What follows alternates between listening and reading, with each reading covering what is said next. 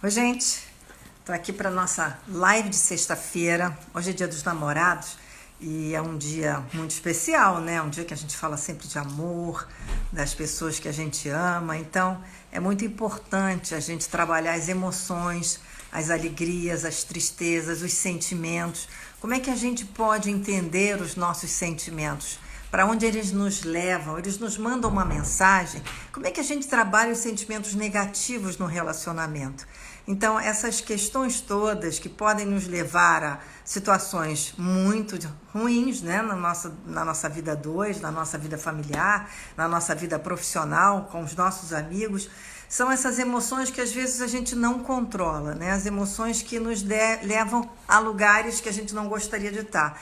Agora, será que todas as emoções são negativas ou essas emoções negativas podem nos levar a um lugar melhor?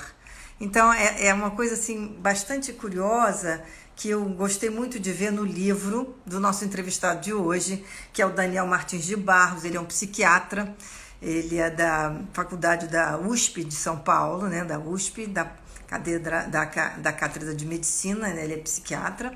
Ele também é colunista do Estadão, da Band News, e escreveu um livro que me chamou muita atenção porque eu achei, além da sacada que ele teve do título do livro, né, o que ele trata no livro. Então é assim, o lado bom do lado ruim.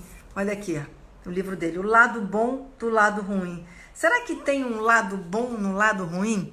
Isso aqui é uma coisa assim que a gente fica... Não, não pode. Um sentimento que nos leva, que nos traz raiva, nojo, ódio. Será que isso pode reverter para alguma coisa positiva na nossa vida?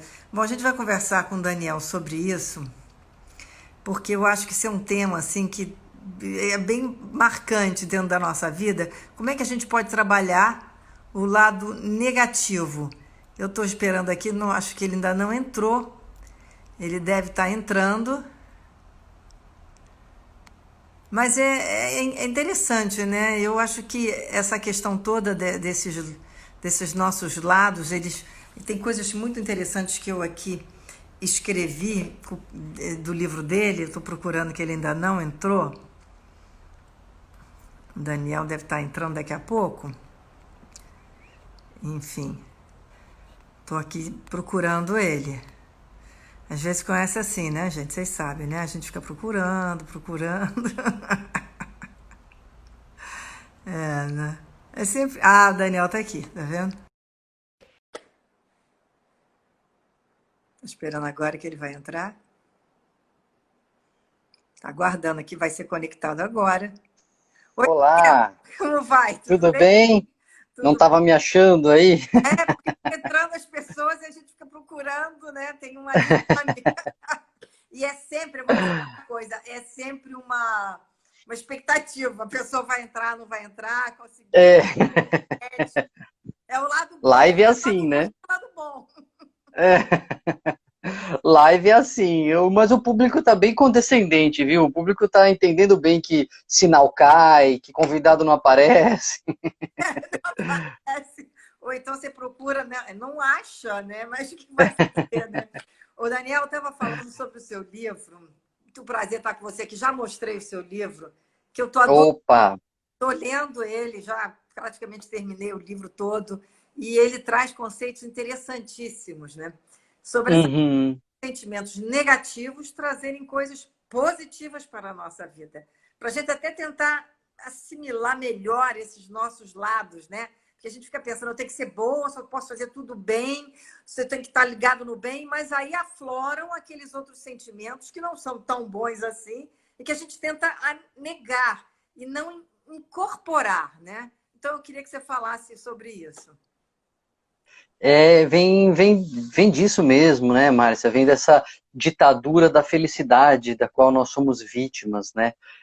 Acho que todo mundo que está assistindo sabe, assim, que parece que existe uma pressão para a gente estar bem, para a gente ser feliz, para a gente estar na melhor forma, no melhor momento, tudo lindo, tudo ótimo.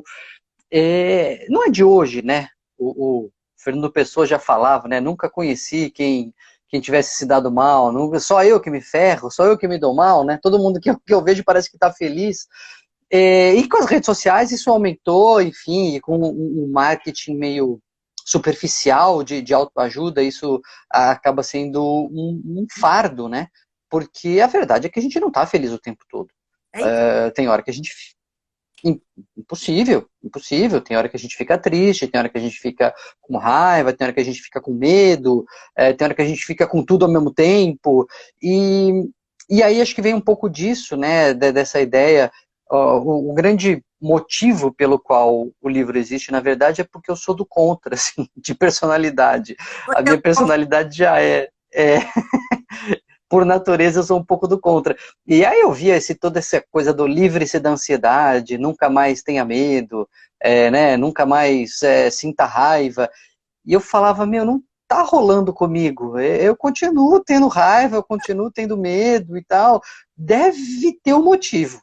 Deve servir para alguma coisa isso, né? Deve ter uma origem. Da onde vem a raiva? Por que, que a gente fica com raiva? Por que, que a gente fica com medo? Enfim. E aí fui pesquisar a origem dessas emoções, desses sentimentos, e quando me caiu a ficha de como eles eram importantes e úteis, eu percebi como eles podiam ser úteis para agora, né? Para o nosso dia a dia. E aí veio a ideia, né, do lado bom, do lado ruim, quer dizer, é ruim ficar com raiva, é ruim ter medo, é uma sensação desagradável, mas isso tem um aspecto muito importante, então é disso que o livro fala. Agora, Daniel, qual é o aspecto positivo da gente ter raiva? Ah, raiva é tudo de bom, né? Raiva não, raiva foi um dos capítulos mais fáceis de escrever, porque, assim, quem não acha, às vezes, que precisa dar um tapa na mesa para a coisa andar, né? Quem não acha que, às vezes, tem que dar uma engrossada, porque senão a coisa não anda, ou não vai, ou para garantir os seus direitos e tal. Então, lógico, a raiva, ela não é um sentimento que a gente deva cultivar, né? A raiva, ela pode nos colocar, às vezes, em maus lençóis, mas o lado bom vem de a gente, é importante a gente entender a origem dela para entender como que é o lado bom, né? A raiva é um sentimento que surge em nós quando a gente sente que a gente está sendo lesado, que Uhum. algo que era para ser nosso não está sendo dado para nós, ou que algo que já era nosso está sendo tomado, um direito que a gente tem que não nos foi conferido, ou que nos foi tomado. A origem, lógico, né, é bem primitiva já nos animais, eles não têm noção de direito, de lei, de justiça, mas vem da disputa por território, né, ou por alimento, ou por espaço, ou por água e etc., ou até por reprodução, né? Então os bichos eles disputam, não, isso aqui eu quero para mim, não, eu quero para mim. E aí um vai, mostra o dente para o outro, rosna, mostra que é forte, um tentando intimidar o outro. Então a raiva é essa disputa dentro de uma mesma espécie. Eu até digo no livro assim, não é a gazela não fica rangendo os dentes tentando assustar o leão. Leão, Não tem sentido. Ela foge. O ratinho não tenta assustar a cobra, ele se esconde. A raiva entre a mesma espécie nesse contexto de disputa. Isso eu quero para mim, ou isso é meu. E no ser humano, isso evolui para essa disputa e também para as disputas aí de direito, de comportamento adequado e tal. Não por acaso, um dos lugares que mais a gente passa raiva é no trânsito, né?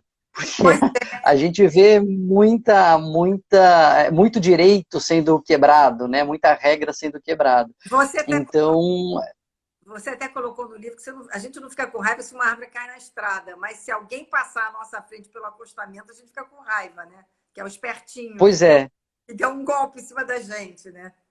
exato. A gente não fica com raiva da chuva no piquenique, a gente não fica com raiva das coisas que não tem uma intenção ali por trás e não ferem um direito nosso. Agora, quando algo que era para ser nossa, essa vaga era minha, essa promoção era minha, ou esse preço estão querendo me abusar, a gente tem essa emoção, e aí ela é importante para sinalizar isso para a gente. Para sinalizar de que, olha, algum direito aqui aparentemente está sendo lesado. Aí vale a pena, na verdade, aí, Márcia, vale a pena a gente ver se é um direito real que está sendo lesado e vale É, a briga, né? Ou se é um negócio que estava na minha cabeça, que eu achava que era meu direito ter isso, mas não estava escrito em lugar nenhum, era só na minha cabeça. E é por isso que a gente fica com raiva, sei lá, quando a toalha molhada está no chão. A gente fica com raiva, às vezes, de Isso coisa no idiota, né? relacionamento, né? Na vida doméstica, são pequenas coisas que às vezes levam a muita atitude de raiva, né? Exato, porque aí assim, é um direito mesmo, é porque as coisas estão desequilibradas, é porque a gente aqui está na quarentena e só eu estou lavando louça, cozinhando, varrendo e tal, aí isso está inadequado e a gente precisa ajustar, ou é porque a chave nunca está guardada no lugar que eu quero e isso me deixa com raiva? Aí, assim, aí esse direito, né, acho que está um pouco exagerado, a raiva ela também é um alerta de um certo exagero, porque às vezes a gente acha que tem muito direito e muita razão, e a vida não é assim, né? Quer dizer que a gente, quando tem assim, uma reação que é um sentimento que aflora, por exemplo, a gente falou aqui da raiva, tem nojo, né? Eu até anotei aqui os sentimentos básicos, 6 sentimentos que seriam os 6 sentimentos reconhecidos, né? A gente tem que entender que eles estão trazendo uma mensagem para a gente: amor, ódio, alegria, tristeza, desejo, admiração, segundo Descartes, não é isso? Na verdade, eu cito várias listas, né? Tem Paz várias listas rosa. de emoções básicas. A que eu adoto no livro traz 5, né? Emoções: medo, raiva, nojo, tristeza e alegria. E por que essas 5, na verdade, é porque essas estão presentes em quase todas as listas. Seja dos filósofos, dos cientistas, enfim, qualquer critério que você usa, a maioria das listas tem essas 5. É quase que um denominador comum aí das emoções básicas. E as emoções, elas são isso, elas são mensagens que a gente recebe do nosso entorno, né? Que o cérebro está detectando alguma coisa e está falando, opa, ó, presta atenção nisso. Isso é bom, faz de novo. Tenta fazer de novo. Ou isso é ruim, foge disso. Ou isso está errado, corrige. Até a abertura do livro coloca uma frase do Seinfeld, né? Que ele diz que a dor é conhecimento chegando muito rápido no cérebro. Se você dá uma topada com o dedão no pé da cama, é porque você não sabia que ela estava ali. Aí a dor te informa isso muito rapidamente, né? Então a emoção é isso. As dores que a gente sente é isso. É um conhecimento que está chegando até o nosso cérebro. Agora, quando é que a gente pode entender que, por exemplo, o nojo pode ser uma coisa positiva para a gente? De que forma esse O tipo nojo é, transforma-se numa coisa assim, do lado ruim, do lado bom? o nojo, eu acho que foi o capítulo mais legal de escrever do livro, porque primeiro não cai a ficha normalmente que é uma emoção, né? Nem sempre a gente percebe que É o uma nojo é uma emoção, mas a gente é uma reação emocional, porque ela vem com sentimento, ela vem com pensamento, ela vem com uma reação física, muitas vezes. Então, isso já é uma coisa legal, é a gente entender que o nojo é uma emoção. Mas o mais legal de tudo é a gente entender que o nojo é aprendido. Que a gente não tem nojo das coisas, a gente aprende a ter nojo das coisas. não nasce. E a gente só nasce com nojo de comida estragada, nojo de Ah, podridão, assim. Isso é como os animais, né? Aí você fala assim, não, mas sério, Daniel, mas eu vejo as coisas assim sujas, sei lá, eu vejo cocô, eu vejo um cabelo na comida, me embrulha o estômago, isso foi aprendido? Foi aprendido. Quem tem filho pequeno ou já andou com criança pequena, tem sobrinho, etc., sabe que é verdade. Né? Criança não tem nojo de nada, você tem que ensinar. Mete a mão no cocô da fralda, esfrega no rosto, pega a barata, sai correndo, põe na boca. Você sabe as anteninhas de fora, tem que fazer cuspir e tal. A criança não tem nojo. Né? E a gente vai ensinando, eca, sujo, não põe a mão, eca, feio e tal, sujeira. E aí isso vai sendo absorvido a ponto de hoje a gente ter uma reação instantânea, quase que imediata, como se fosse natural, a algo que é aprendido. Né? E por que que aprende tão fácil? E por que que isso fica tão imediato em nós? Porque é muito protetor, né? Você evita sujeira, você evita contaminação, você evita se expor a bactérias, a vírus, etc. Então isso vai sendo absorvido por nós e a gente tem, com isso, uma proteção. Lógico que o nojo no ser humano, assim como a raiva no ser humano, ela foi além do biológico, da disputa pela comida, e se tornou uma questão de direito, de justiça, etc., o nojo no ser humano, ele deixa de ser só uma proteção à contaminação biológica ali, né, do vírus, da bactéria, da sujeira, etc. E ele também começa a entrar numa proteção de uma contaminação social. Assim, não, isso é inadequado, nossa, que comportamento nojento, que atitude mais asquerosa, né? Por quê? Porque essa reação que é originalmente só biológica, ela se torna também uma reação maior. E é engraçado, Márcia, que na pandemia aqui, uma das coisas que deixou as pessoas chateadas, uma das coisas que deixou as pessoas contrariadas, foi o cancelamento de cultos religiosos, né, de eventos musicais, etc. E é muito interessante, eu já citava no livro isso antes da pandemia, que nesses eventos em que as pessoas têm uma identificação, então são da mesma religião, ou torcem para o mesmo time, ou gostam da mesma música, eles têm um maior risco de contaminação de doenças infecto-contagiosas. Por quê? Porque normalmente a gente tem nojo de estranho. A gente tem aversão a pessoa diferente. Você não gosta de ficar se esfregando, se encostando em pessoa diferente. A pessoa levanta do ônibus, você espera dar uma esfriadinha no assento, né? A gente tem uma coisa assim com os outros. Agora, quando você se identifica, quando você acha que você é da mesma turma, da mesma tribo, então, mesma religião, mesmo time, etc., você diminui essa barreira. Igual você não tem nojo do seu filho, ou da sua esposa, ou do seu marido e tal, você diminui essa barreira e aumenta a chance de contaminação. Então, o time faz gol, o cara que nem conhece aquele cara que está do outro lado se abraça né, e tal. Nas igrejas, nos cultos, as pessoas se cumprimentam e etc., porque tem menos barreira de aversão. E isso dá margem à contaminação, né? Então era importante mesmo cancelar esse tipo de situação, né? Claro. Agora, Daniel, vem cá, e como é que o medo nos ajuda a ser mais cautelosos, né? Mas desde quando ele Uhum. começa a ser uma coisa positiva para a gente, ter medo, o ser humano ter medo? Pois é, esse é um outro link assim, muito interessante com a pandemia, viu, Márcia? Assim, eu juro que eu não escrevi o livro pensando na pandemia, Mas porque eu não parece sabia que que ia ter. foi. Parece, né? Uma amiga, ela perguntou se fui eu que previ a pandemia para lançar esse livro, mas não foi coincidência. Mas o medo, olha só, quando começou a pandemia, não estava ainda o Brasil em quarentena, eu comecei a dar uma estudada no que tinha aí de conhecimento, né, de outras epidemias e tal. E um dos fatores de proteção durante as epidemias, seja quais forem, é o medo. As populações que por qualquer motivo, por qualquer característica delas ou da doença em questão, as populações que sentem que que não estão suscetíveis, que estão protegidas, que aquilo não é com elas, que aquilo não pega nelas, etc., são as pessoas que menos se protegem e mais se colocam em risco.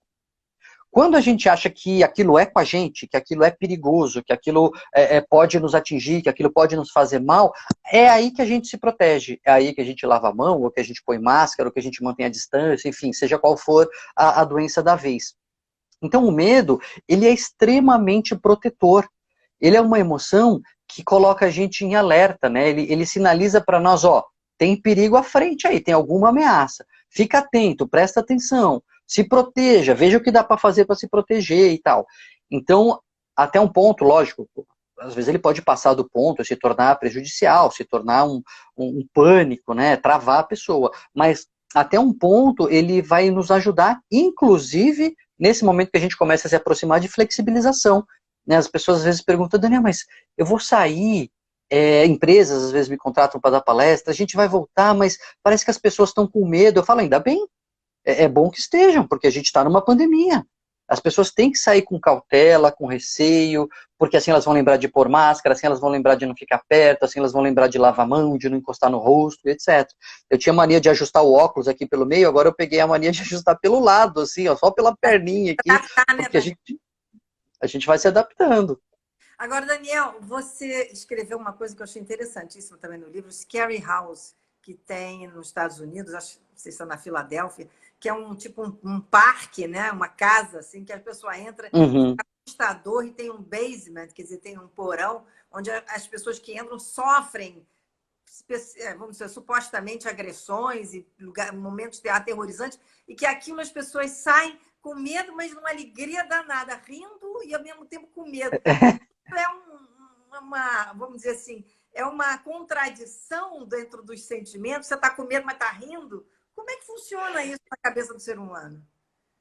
Essa é uma experiência muito interessante, assim, porque é uma casa lá mal assombrada, né, de diversão, assim, tipo uma atração turística, só que lá no porão, uma pesquisadora, que é uma psicóloga que estuda o medo, que as coisas que lhe dão mais medo e tal, não sei o quê, ela quis fazer a coisa mais aterrorizante possível. Então ela foi cientificamente estudando o que mais assustava as pessoas. Então as pessoas vão lá, elas entram em duas, mas elas são separadas para já ficar com medo da solidão. E aí vozes vêm, falam com ela e ameaçam e tal.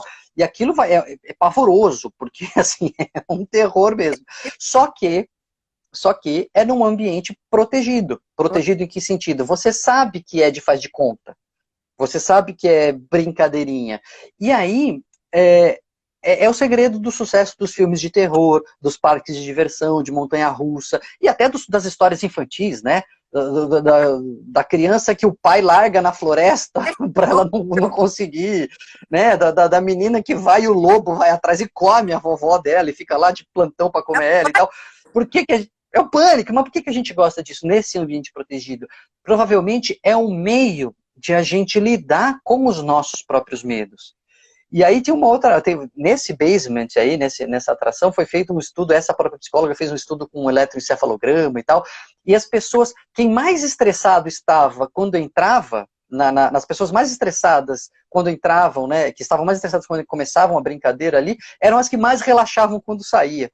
Então provavelmente dá um contraste, assim, sabe? Fala assim, nossa, perto do que existe de terror aí, o meu medo, a minha preocupação até que nem é tão importante assim. É fácil. É, perto do que poderia ser, né? Pois é. Dá Agora, um certo alívio. eu achei também muito interessante no seu livro você falando que as pessoas que a melancolia e a tristeza, né? A tristeza é uma coisa positiva, porque as pessoas ficam mais reflexivas, e as pessoas menos otimistas são consideradas mais inteligentes. O otimismo, a gente não gosta de falar, a gente adora falar bem do otimismo, que o otimismo é tudo de bom, que a gente tem que ser otimista e tal, mas a verdade verdadeira é que o otimismo ele é meio tonto. O otimismo ele é meio, ele é meio assim, crédulo demais. Eu conto, eu não lembro, eu acho que eu conto no livro, é que eu contei tanto essa história que eu acho que eu inseri no livro, não lembro.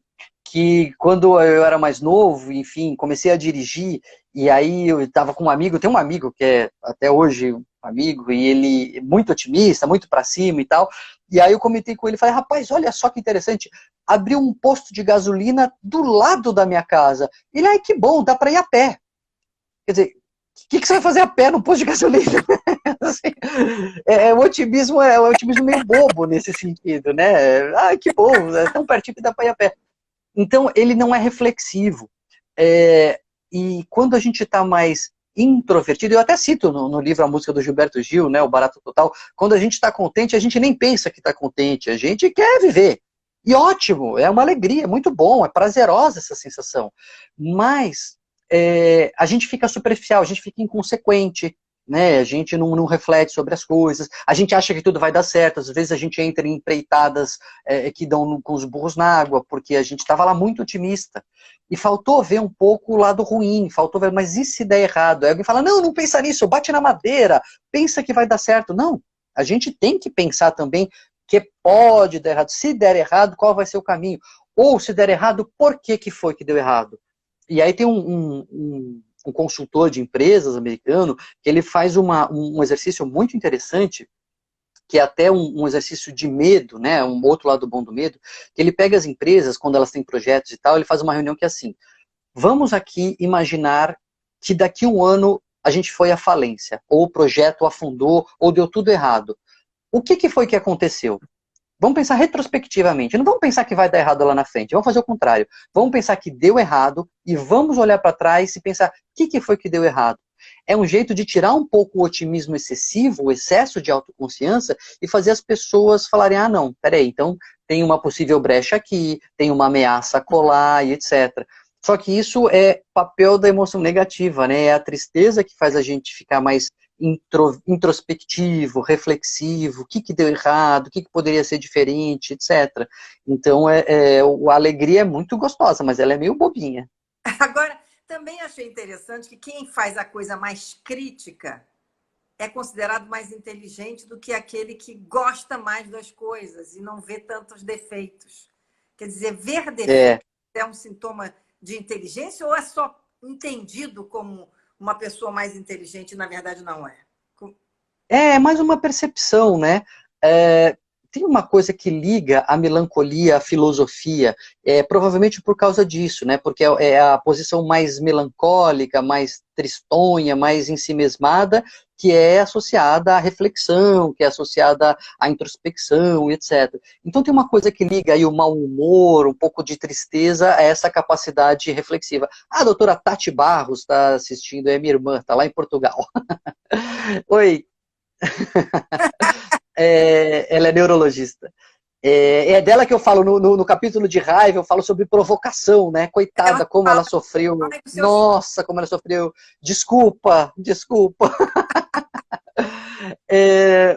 Mas voltando então à melancolia, tem uma coisa que liga um pouco essa ranzinzice, esse mau humor aí à inteligência. Então, não é que você precisa ser mal-humorado para ser inteligente, nada disso. Mas de alguma maneira, quando alguém pede para você falar assim, ó, faz uma análise desse filme aqui, ó, tenta ser uma análise reflexiva, inteligente, profunda. Agora o Marcelo Orsoni, meu cunhado, também está falando que está aqui. Obrigado, Marcelo.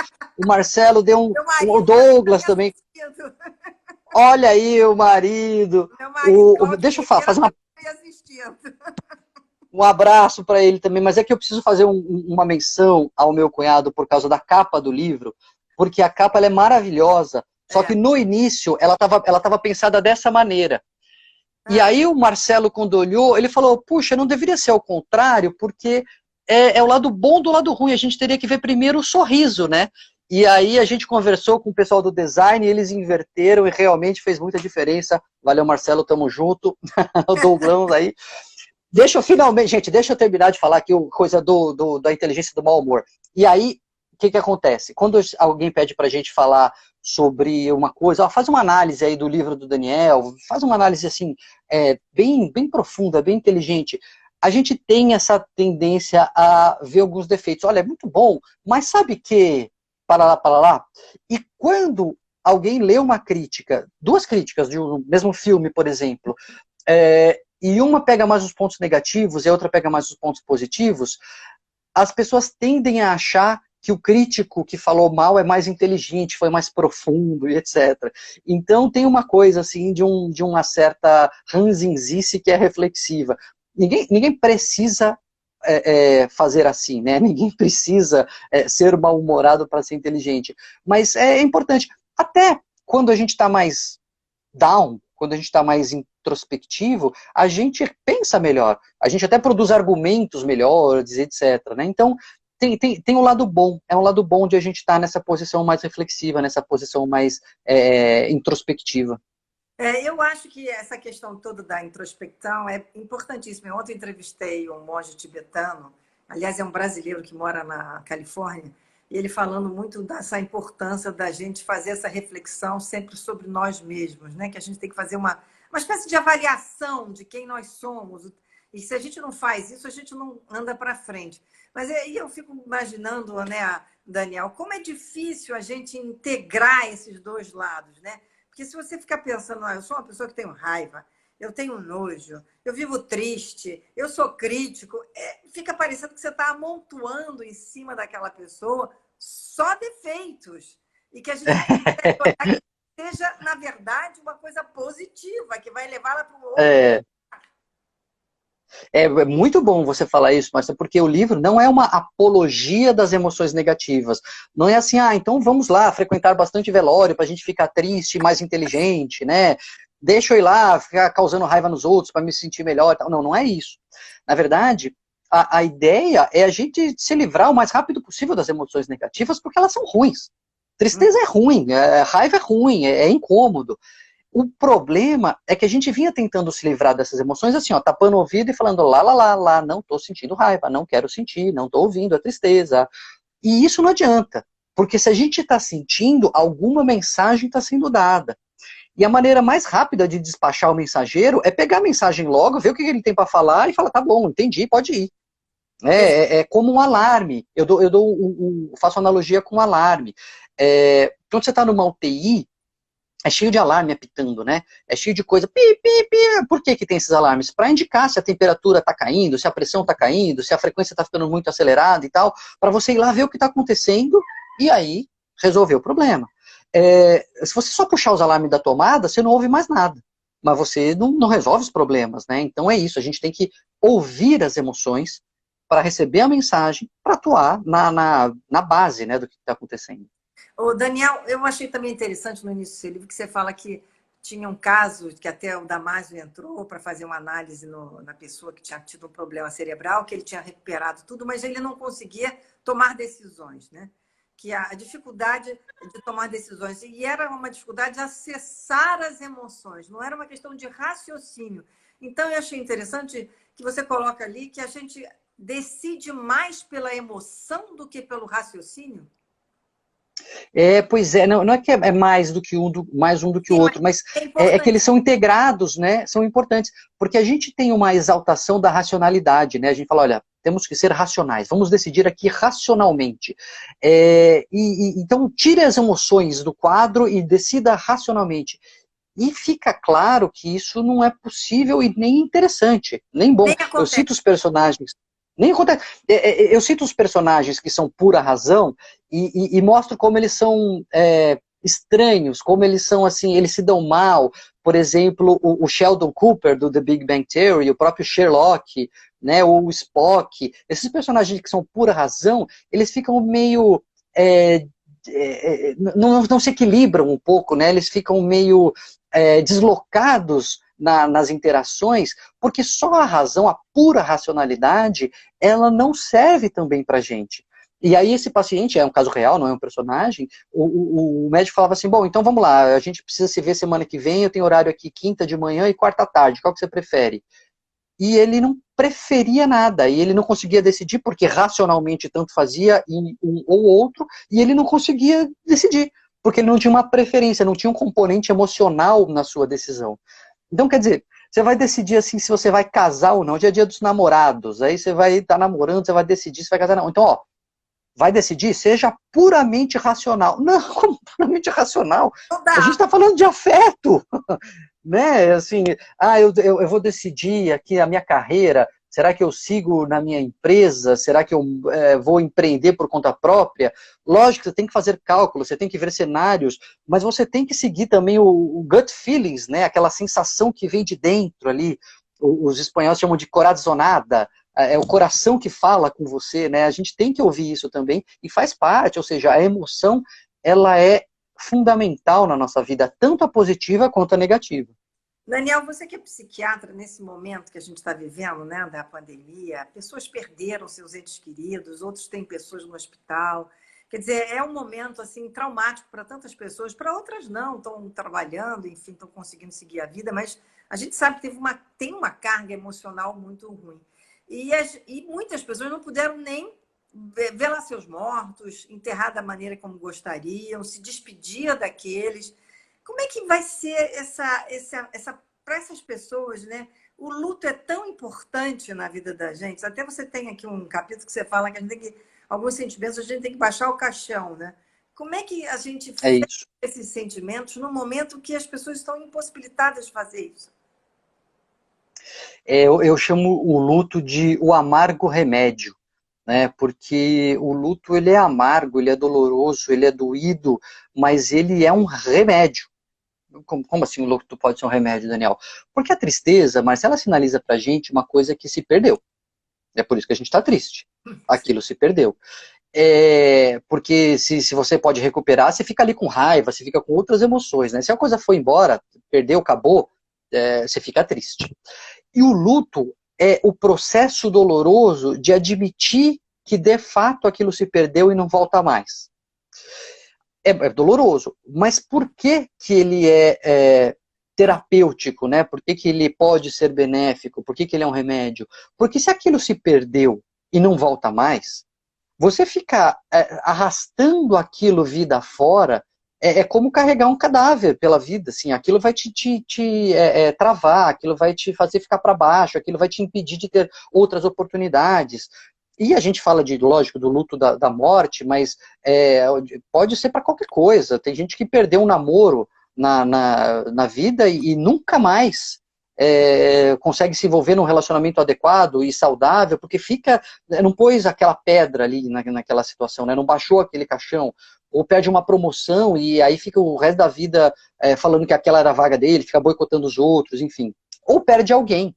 E perder alguém e seguir em frente é importante, porque o luto ele se torna um luto patológico, ele se torna um problema quando a pessoa sente que ela não pode seguir em frente porque ela perdeu alguém.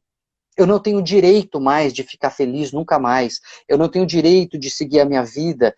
E aí a pessoa fica deprimida, aí a pessoa fica mal, ela fica doente muitas vezes. E mais do que isso, Márcia, ela não honra a memória de quem se foi.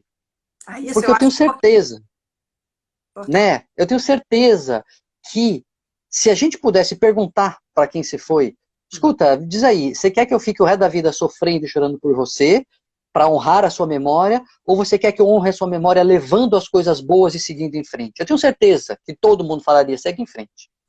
Agora, E mais, a pessoa tem que se perguntar assim, quando for a sua vez de ir embora, você quer que quem fique chorando, se lamentando e se remoendo o resto da vida? Ou você quer que as pessoas que você vai deixar honrem a sua memória vivendo plenamente? Né? Então, por isso que o luto é tão importante. É um momento difícil, é um momento doloroso, mas é um remédio, porque o que se perdeu, né? mas as pessoas não estão podendo fazer os seus rituais, independente de cada um ter sua religião, e elas não podem, porque muitas vezes as coisas são feitas de uma maneira muito rápida e você não pode nem se despedir dentro das pessoas que estão em UTIs, né? E aqueles que morrem também às vezes não conseguem se aproximar dos seus entes queridos. Então, como é que a pessoa tem que trabalhar isso, né, Daniel? Sabe que tem estudos mostrando, é muito interessante, que em outras epidemias, com doenças contagiosas, isso acontecia, né? De as pessoas terem que descer em caixão lacrado, às pressas, sem poder se despedir, etc. E uma das coisas que se mostrou eficaz, que se mostrou útil na elaboração desse luto, foi colocar fotografia. Então, imagens daquela pessoa que desciam ali com o caixão ou para se despedir, etc. Então, às vezes, você não pode fazer aquele ritual tradicional, mas esse é o ritual tradicional nosso. Existem centenas de formas de você fazer rituais de despedir os mortos. Então, materializar, da visualização, dar ali a concretude para a perda é importante. Seja como for, faz o americano tem uma coisa interessante, né? O americano muitas vezes ele faz o ritual do velório depois do O enterro. memorial que eles chamam, né? Eles chamam o memorial. Então, o que é isso? Aí tem a foto da pessoa, aí os convidados vão lá, falam coisas boas, lembranças boas daquela pessoa que foi, etc. E aí fazem uma despedida posterior. Então, a gente pode criar novas maneiras de se despedir, mas você tem toda a razão quando diz que é importante a gente não só seguir levando, a gente criar um ritual, uma missa de sétimo dia, para quem é católico, enfim, mas a gente ter rituais que tragam a realidade da perda para nós, para a gente poder passar esse momento de luto. Pois é, eu acho que esse momento que a gente está vivendo agora, a gente falou do luto, né? E também tem, dentro dessa complexidade das pessoas terem que ficar em casa, fora aqueles que precisam e estão trabalhando, os relacionamentos ficam muito à flor da pele, né? Então, outro dia eu estava vendo aqui uma pessoa que escreveu, não, seu jeito de falar, o seu jeito de olhar, o seu jeito de comer, eu não aguento nenhum deles. Quer dizer, as pessoas estão também ficando numa saturação, às vezes, dentro dos seus relacionamentos. E aí eu acho que é a questão de você tentar equilibrar esse lado bom do lado ruim, né, Daniel? Exato. Uma coisa que a gente percebeu logo de cara, logo no começo, é que a dinâmica dos relacionamentos mudou. Então a gente tinha um tipo de forma de se relacionar em família que mudou. de várias configurações, né? Teve de tudo, mas o fato é que todo mundo mudou tudo de uma vez, muito depressa, e isso leva a um estresse. Estresse é a reação que a gente tem diante de mudança. Você vai casar, você estressa, você separa, você estressa, você muda de emprego, você estressa, você sai do emprego, você estressa, enfim, a mudança traz essa reação. Então a gente passou esse momento de estresse, muitos ainda estão passando e etc. O relacionamento, ele precisa ser reconstruído e reconfigurado para esse momento. Uma das coisas que traz raiva, por exemplo, como a gente viu aqui no começo da conversa, é disputa. Disputa por território, disputa por comida, disputa por espaço, então também disputa pelo sofá, disputa pelo terremoto, pelo controle remoto, disputa pela conta da Netflix, disputa pelo celular para ver a live. Então, ou direitos, né? Só eu que estou trabalhando, eu estou lavando louça, estou cozinhando, estou limpando a casa, não está fazendo nada e tal, isso também dá raiva. Então, uma maneira de lidar com isso é fazer grandes combinados, né? É trazer para o explícito aquilo que a gente precisa fazer. Então vai ser assim, vai ser assado, de manhã o controle remoto é meu, de tarde é seu, eu fico nesse canto do sofá, você fica naquele, eu lavo a louça, você cozinha, o outro limpa a casa e etc. Fazer combinados e segui-los é uma grande maneira de diminuir essa raiva. Agora, tem gente, na rádio, às vezes a gente recebe umas perguntas e teve um ouvinte que falou, olha, eu descobri que eu não gosto da minha esposa, ela não gosta de mim, a gente descobriu que não dá certo nós dois, a gente não se aguenta. No meio da pandemia. Então, exato, aí eu digo assim, se você não consegue reorganizar a sua dinâmica e percebe que a pessoa que você está não dá certo, a culpa não é da pandemia. Tem outro problema por trás, né? É verdade, né? Pois é. Eu até disse o seguinte, até dei a seguinte sugestão, falei assim, ó, eu costumo dizer para os meus pacientes o seguinte, em crise, não decida nada. Na crise, não decida, porque a crise passa e a consequência da decisão fica, né? De repente, vai que passa a pandemia, passa a quarentena e vocês funcionam muito bem, aí os dois saindo para trabalhar de manhã e voltando à tarde, e isso deixa vocês felizes. Vai que, não sei, né?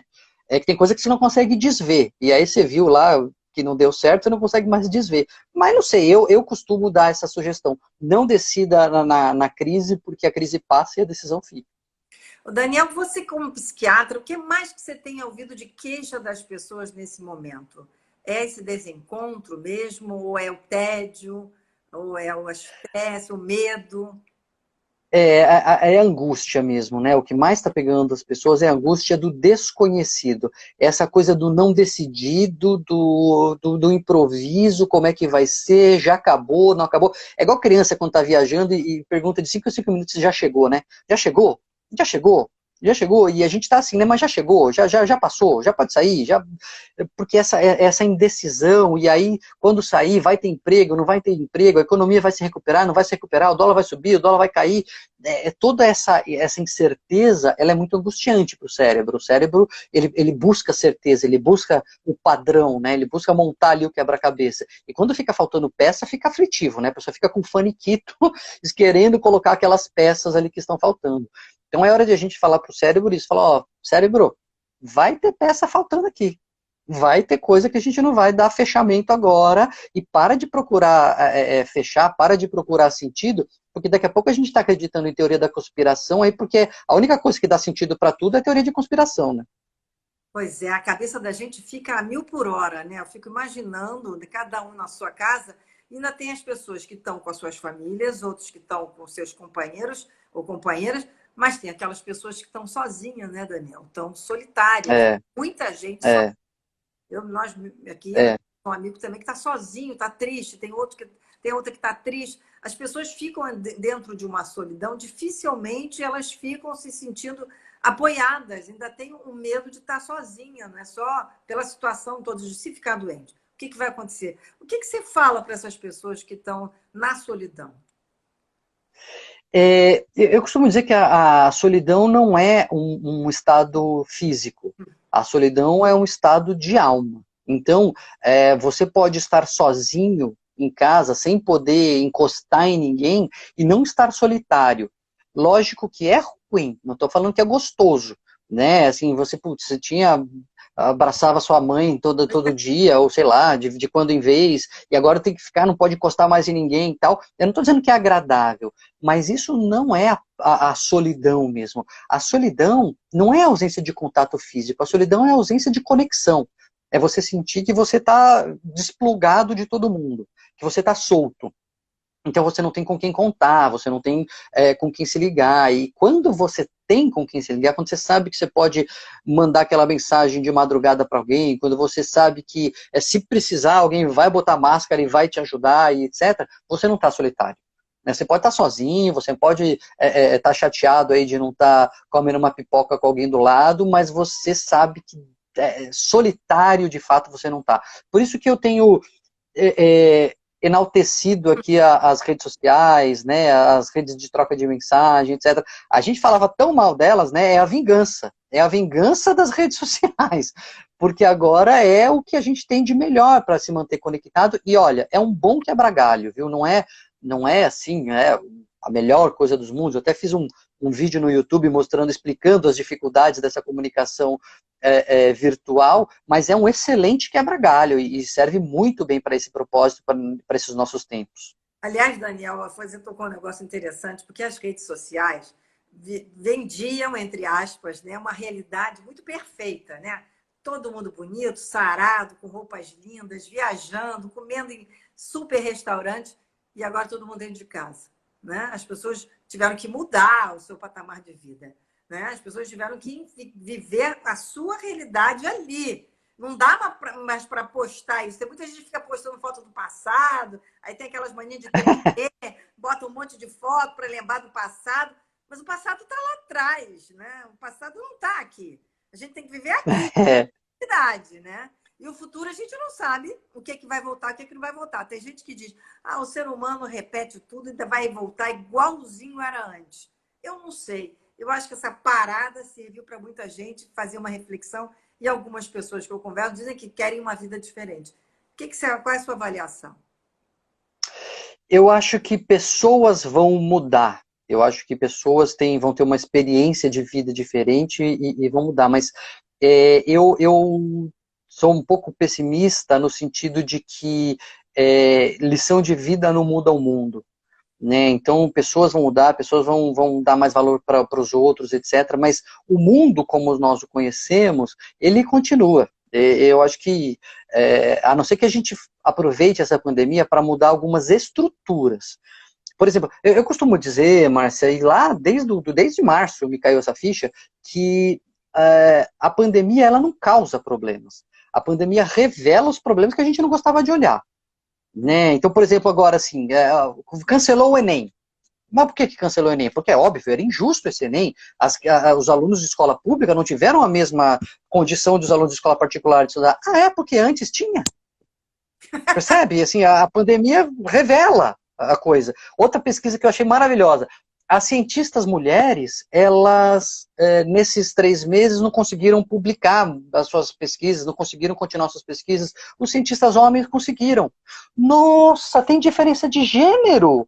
Nunca pensei que a sobrecarga ficasse para a mulher, conciliar a carreira com trabalho, né? Quer dizer, revela problema. A pandemia, ela lança um holofote, a gente não consegue mais desver, né? Como a gente estava falando.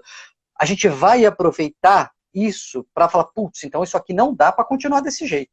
Essa discrepância entre as pessoas não pode continuar. A gente tem que trabalhar para melhorar isso.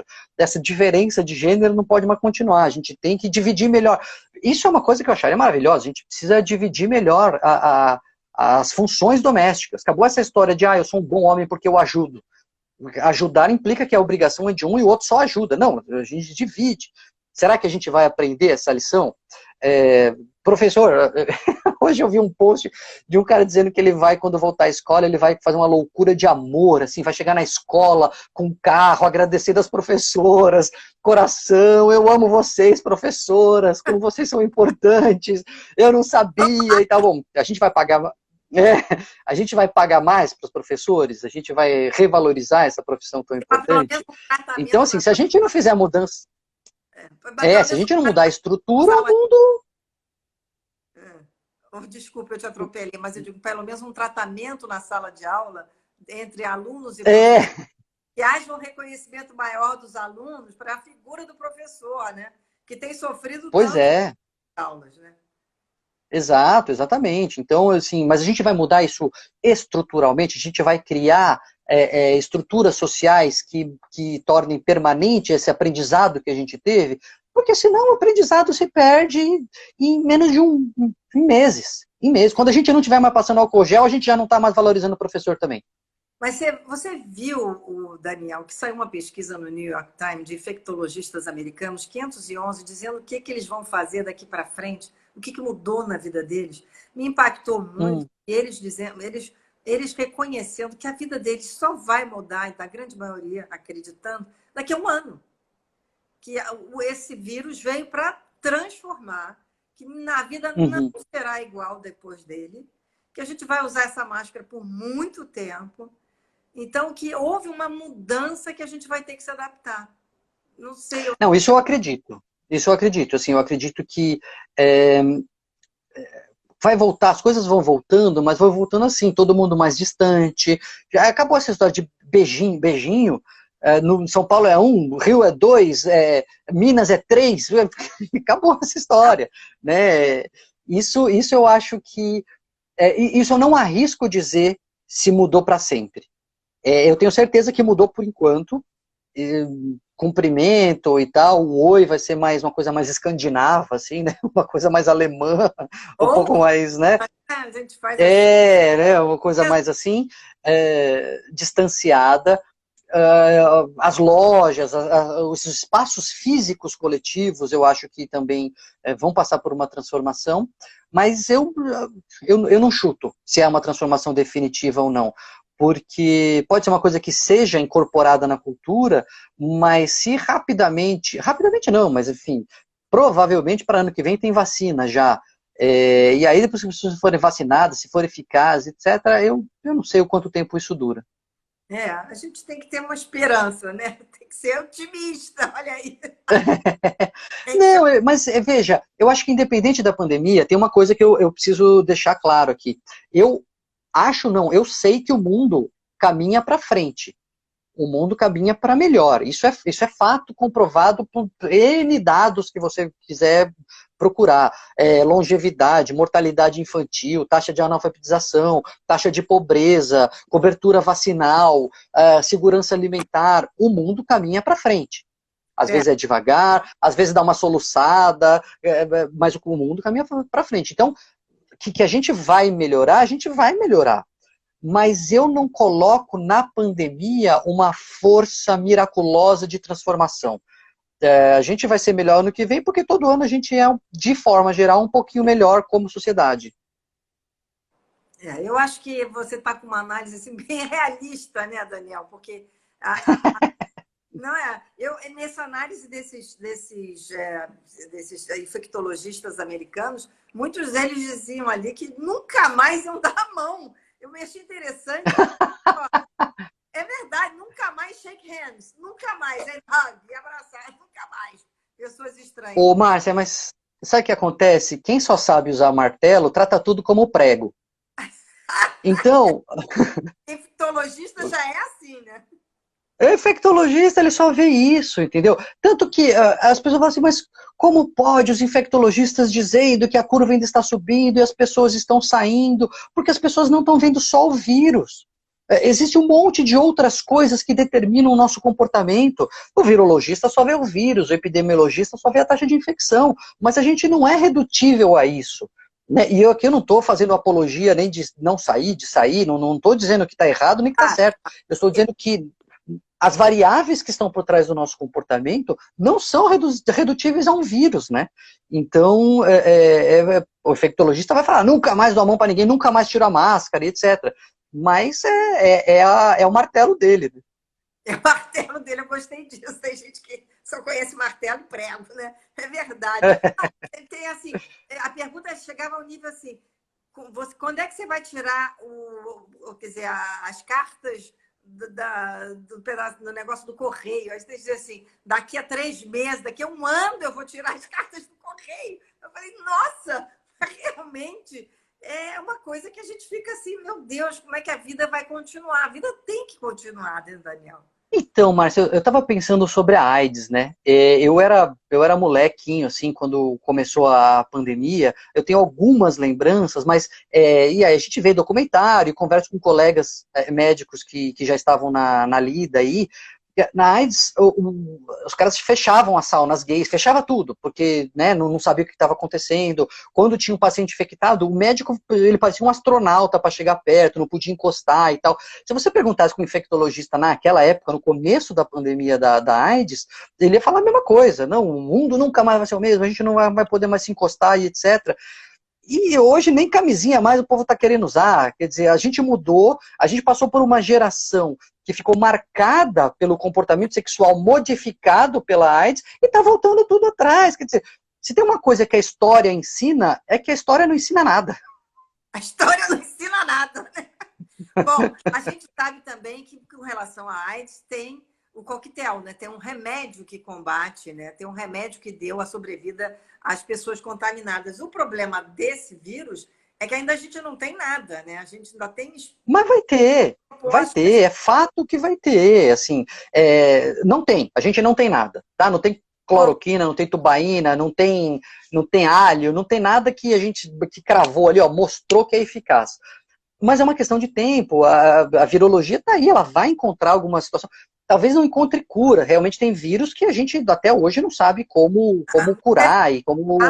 todo ano não tem vacina para vírus do resfriado. Mas vacina é inevitável, vacina vai acontecer. Então, e aí?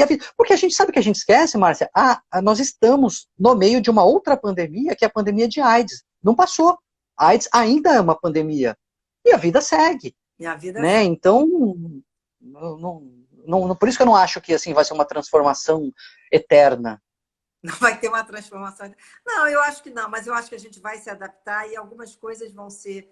Por exemplo, né, a gente sabe que o home office veio para ficar em muitos Veio casos. para ficar. Então, há Verdade, concordo. mudança estrutural na família. Se as pessoas saem para trabalhar agora vão ficar dentro de casa, vai trazer uma modificação ali no dia Perfeito. familiar, Concordo. não é? Concordo. E vai ter A própria telemedicina. uma escolha de moradia também, onde é que a pessoa vai querer morar, já que ela vai trabalhar em casa. Se ela não precisa mais Exato. de trabalho, ela pode ir para morar mais longe. Eu acho que vai ter uma transformação urbana, então doméstica, urbana, profissional. Isso, eu acho que a gente vai ver modificações. Esse é um bom ponto, isso eu concordo. Mas, de novo, daí é uma mudança estrutural, né? E mais uma coisa que a pandemia acelerou, né? A gente vinha num movimento de as empresas dando mais home office, só que aí tinha uma resistência, será que pode, será que não pode, será que funciona, será que não? A medicina, no Brasil, tinha muita resistência com relação à telemedicina, ela já é realidade em diversos países do mundo, mas no Brasil os conselhos ficavam reticentes, não pode, não sei o quê. A pandemia falou, dane-se, agora vai ter telemedicina. Eu hoje atendo à distância, prescrevo, faço receita, o paciente recebe a receita por WhatsApp, assinada eletronicamente. Isso veio para ficar. Isso não volta mais atrás. Uma coisa não substitui a outra. As tecnologias, elas não se substituem, né? Elas se somam, muitas vezes. A TV não matou o cinema Nós e vamos assim por diante. acabar, Daniel. Estou vendo que tem 1 minuto e meio. Ah, tá bom. Tem que avisar. A gente se empolgou, né? E ficou falando muito. Não, foi muito bom, sabe? A gente tem que voltar com outra entrevista. Depois vamos fazer mais Legal. uma, tá? Porque eu adorei a nossa entrevista, Daniel. Que Viu? bom, que bom. Também gostei. Fico à disposição. Agradeço o convite.